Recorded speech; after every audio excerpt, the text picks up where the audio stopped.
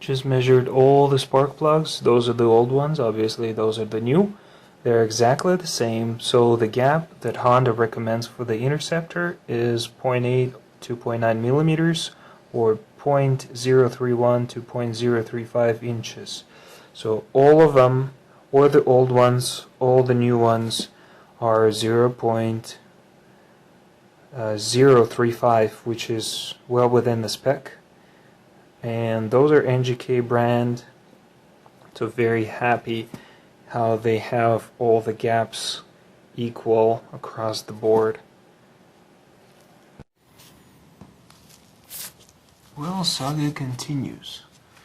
Let's see what kind of oil is in this bike. Looks like there is some kind of leakage. I'm not sure if it's oil or not.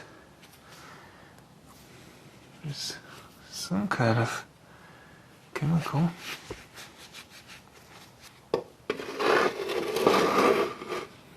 To undo the drain bolt is a 17 mil.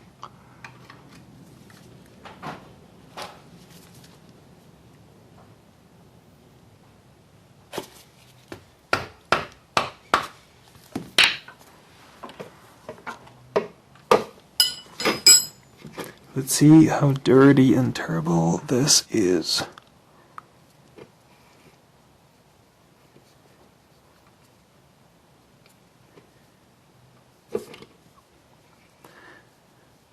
Well, it is certainly black. Now it's time for the oil filter. Wow. That's where the leak was. That was very, very, very loose.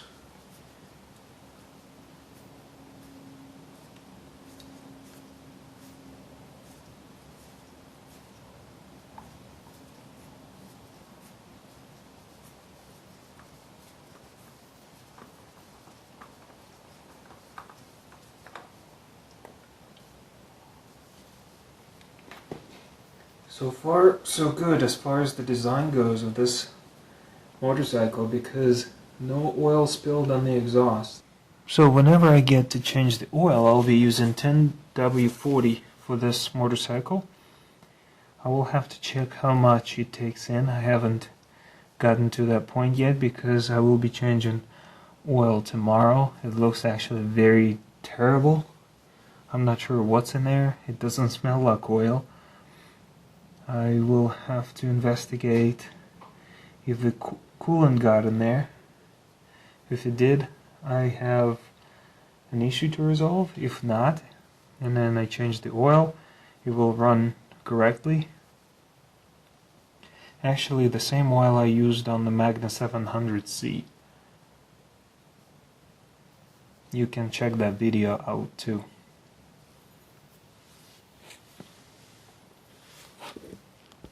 Alright, while checking for the amount of oil the motorcycle takes in, actually I already found it.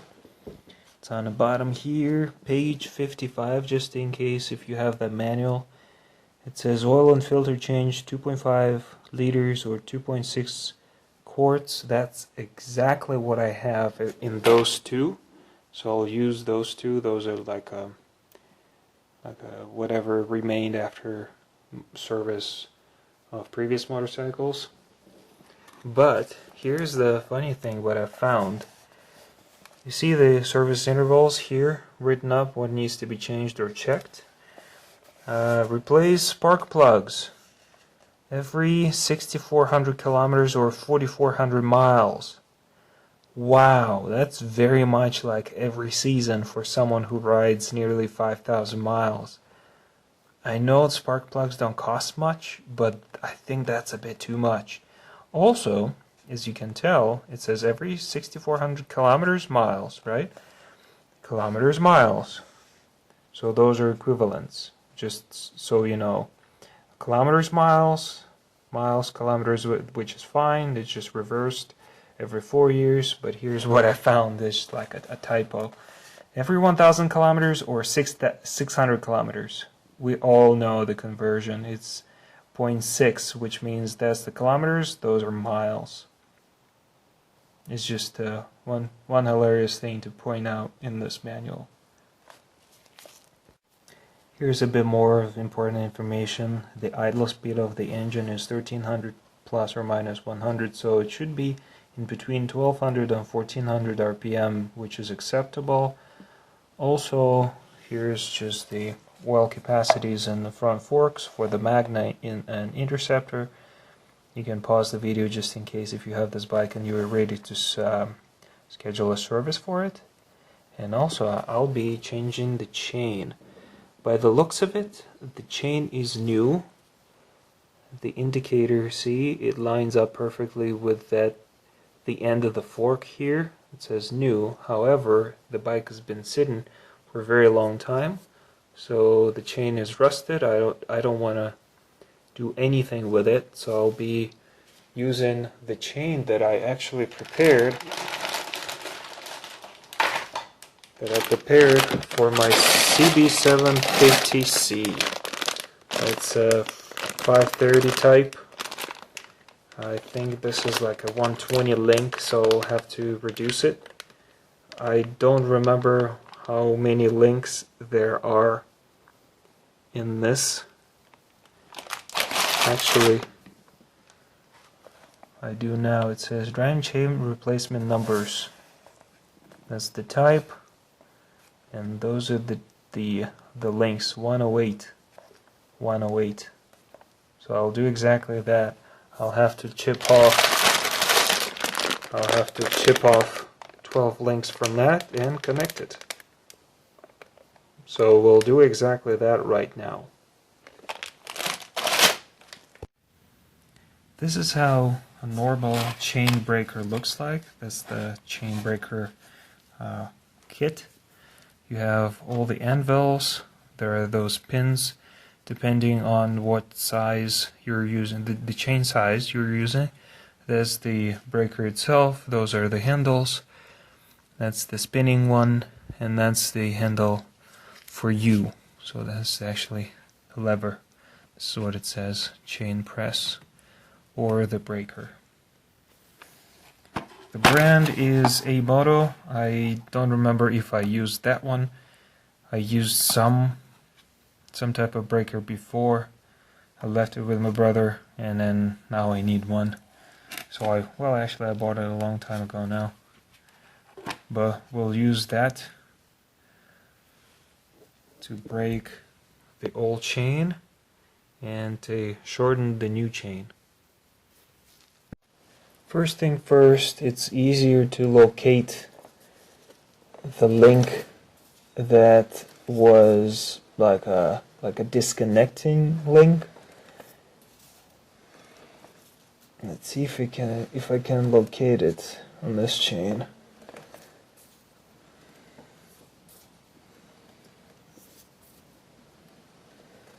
It should be quite a bit different than the rest of them.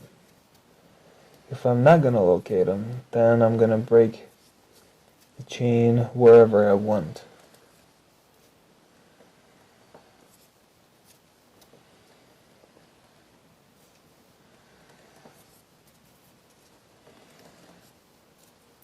So I don't see the connecting link, so I'm gonna break it. Sometimes it's easier to do with the impact gun.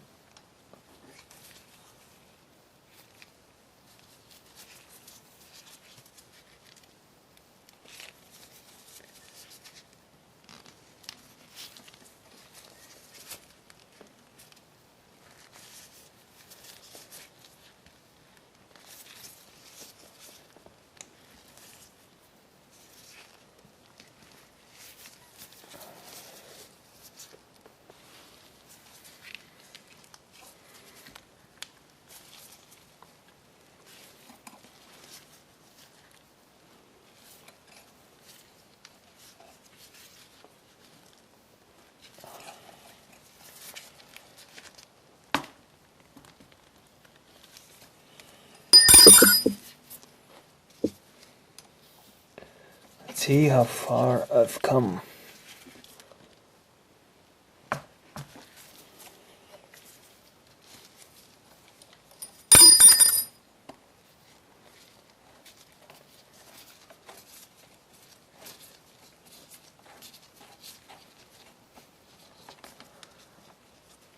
Oh yeah, it's getting out. So what I'm gonna do, I'll change the pin to a smaller diameter because I was using a riveter to get myself like a wider area. So now I'm gonna use the 3.8 mil pin. That's the biggest pin there is in that set, to push that pin all the way out.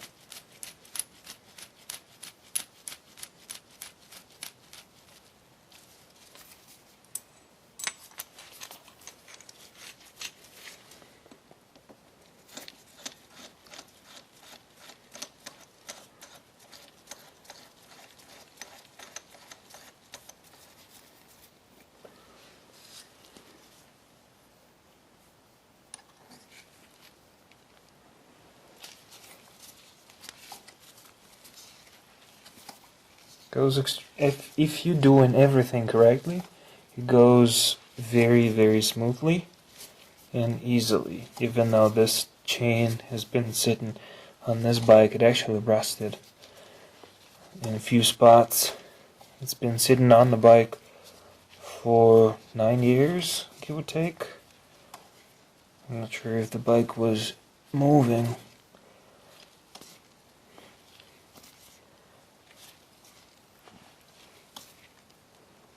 Alright. Now, the chain should just fall off, because the pin is mostly out.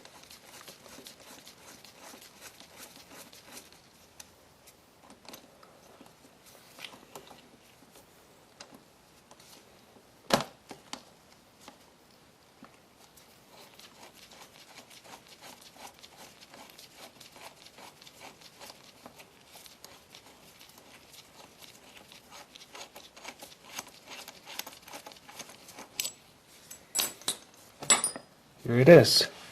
The chain is disconnected. The pin is still in the chain, and I really don't care about it because I'm gonna throw it away. But before I throw it away, I'm gonna count how many links there are to make sure I don't short my new chain for too short.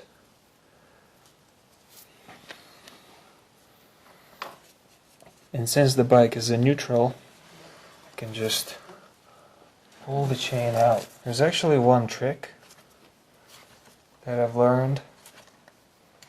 If we get the chain back on the sprocket,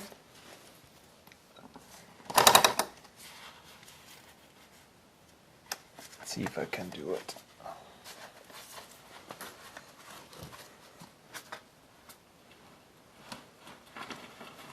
There we go. I can connect the new chain to the old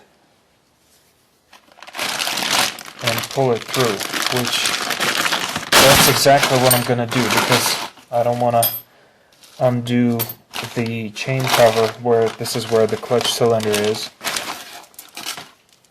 And this is how the new one looks. It's all oily, very nice, very compliant, very compliant. Oh, lovely. And it's clean. So in the set you will have those two bags. That is for the link in the chain. Let's see, this one is just the normal link. This is a connecting link because there is that snap ring. This is how it looks. And it's like a thin piece of metal. So we get our new chain connected with a connecting link. No need to close it at all. Why would you need to close it anyway? You don't have to do it just yet. Alright? It's not gonna go anywhere. Now you pull on the bottom by your old chain, and as you can tell, the new chain goes right on the sprocket. Well, you'll have to kind of guide it a little bit, but if you position it well under the bike, it will go on the chain and or on the sprocket, on the rear wheel sprocket, and on the gear sprocket itself.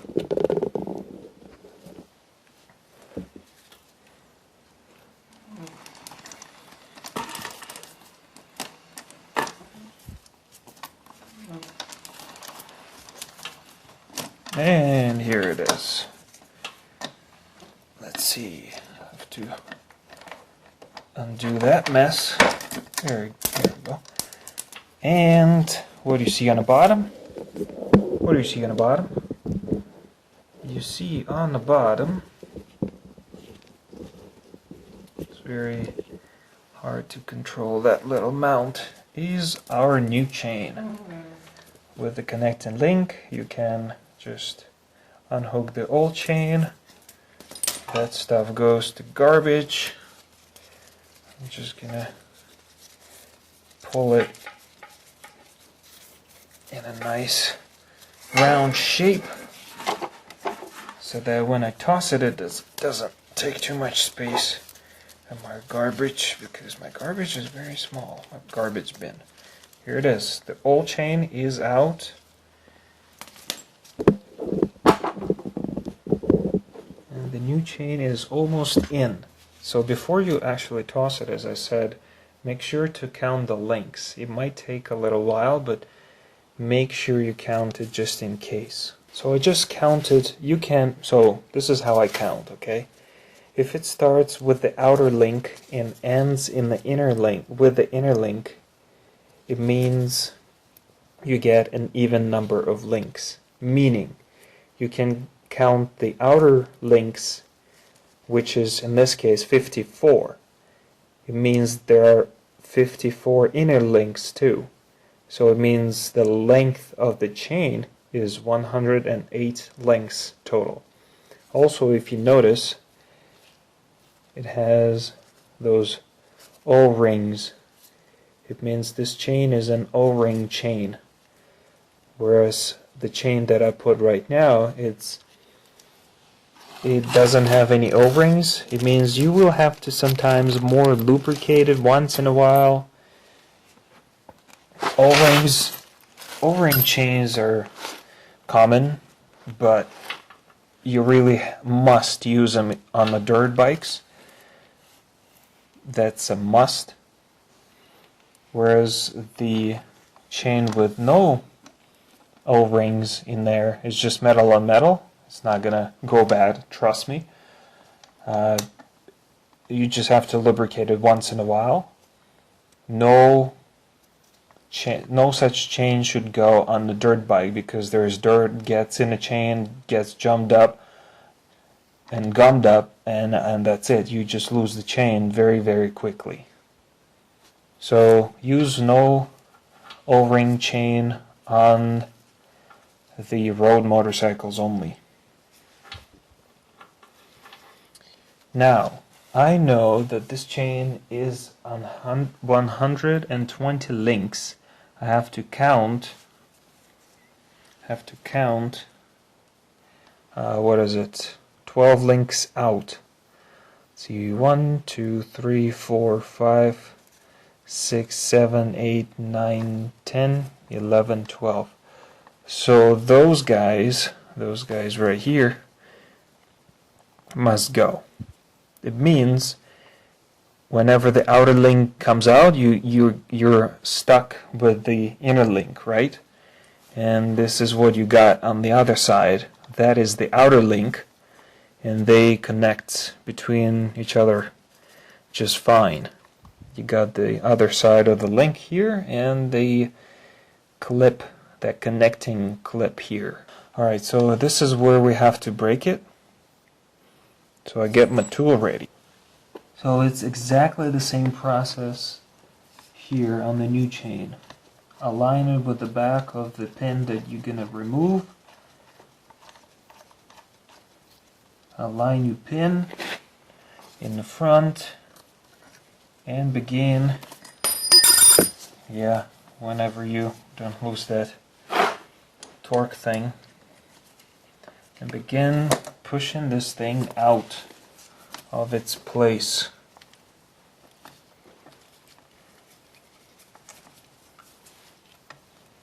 you might have to use some force, which is absolutely fine.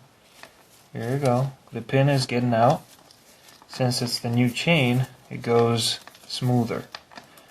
Now the wheel is moving on me because it's in neutral. It's actually helpful to put it in gear as soon as you get the new chain in. Alright, this time you have to pull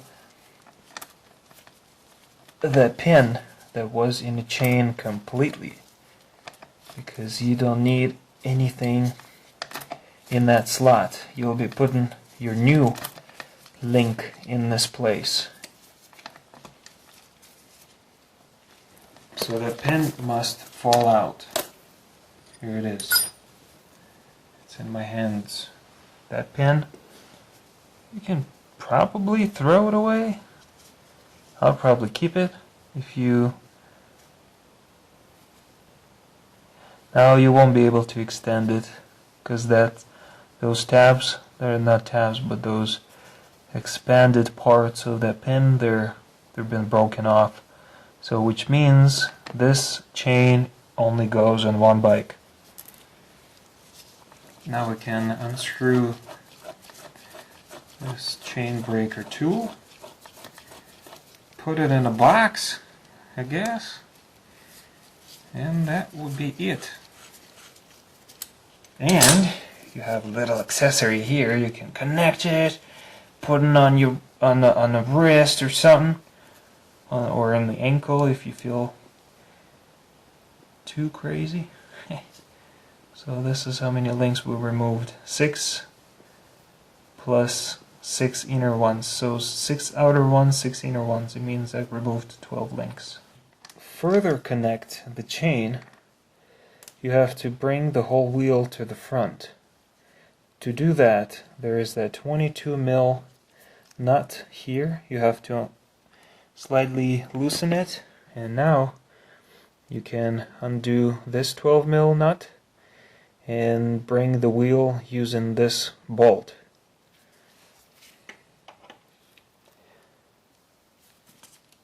There are 2 of those on each side, so preferably you do that at the same time.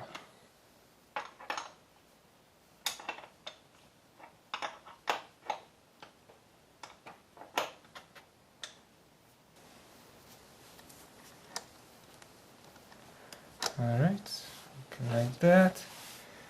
Make sure to put the outer link on the chain.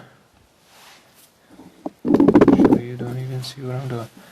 So here's where I connected the chain. Right here. I can pull it for you. So connected. Put the side link here and get the clip. If only I had 3 hands. Here it is. The pin is in.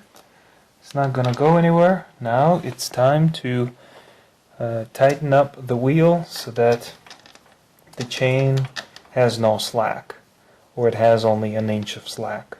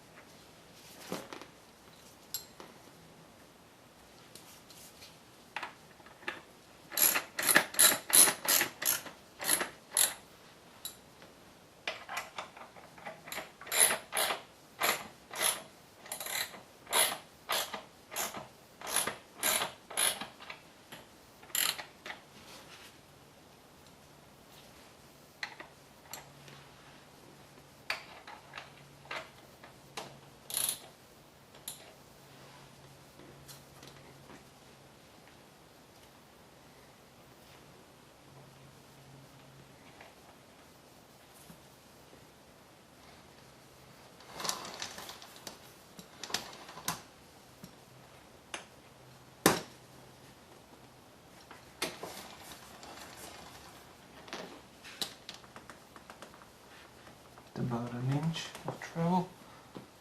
Can tighten up those locking nuts on both sides.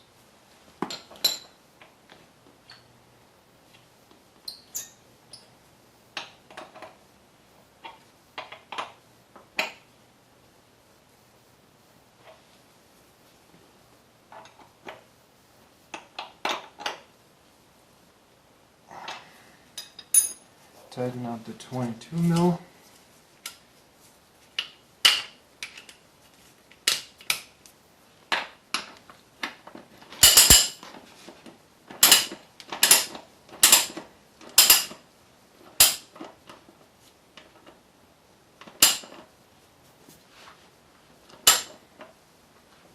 Just put the coolant expansion tank out. Also pulled the coolant line that goes to the extension or expansion tank from radiator. It's not looking good. I'll have to visit Home Depot or Lowe's tomorrow to pick up a couple of tubes or hoses, and that tube goes to the vent for under the bike. I'll replace that even though it looks fine, but I'm sure it's very much original. Still gonna replace it. Alright, the restoration of the VF500F is continuing, and I have a little issue with turn signals. Let me adjust the focus so that it doesn't move. Okay, here's what I have. This is what I mean. Turn it on. Get the flashers going, right? And what do I get? I get a hyper flash. Even though this side and this side works, same applies to the left. This works and this works.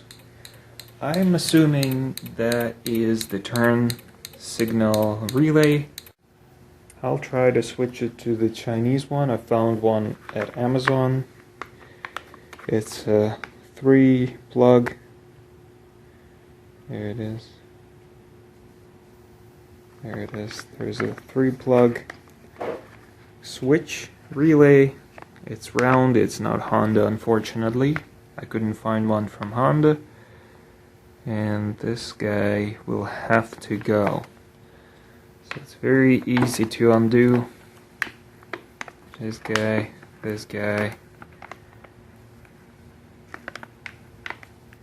and this is the switch plug. Here it is, it's out. Let's see if I can fix this hyperflash issue with this new relay. The new one is installed. Actually, it's not looking too bad. I have no idea what the brand is, but I can certainly leave a link in the description. Unfortunately, it doesn't have that hook, so both of them have those rubber slots, but I can certainly put it somewhere or zip tie it so that it's not shifting anywhere. Let's see if it works or not, and hopefully I'm not going to blow any fuses. I'm somewhat afraid. Oh, that's interesting. Why would one side be working?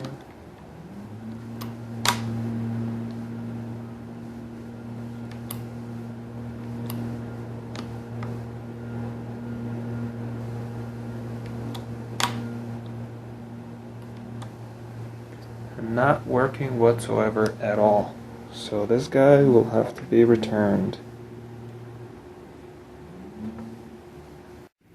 Alright, a little update. Since I'm a very curious man, I decided to repin it, because the colors didn't match. So the black should go to white, green, the gray should go to gray, and the green to green.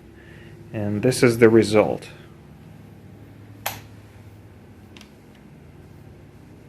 Yep, it works.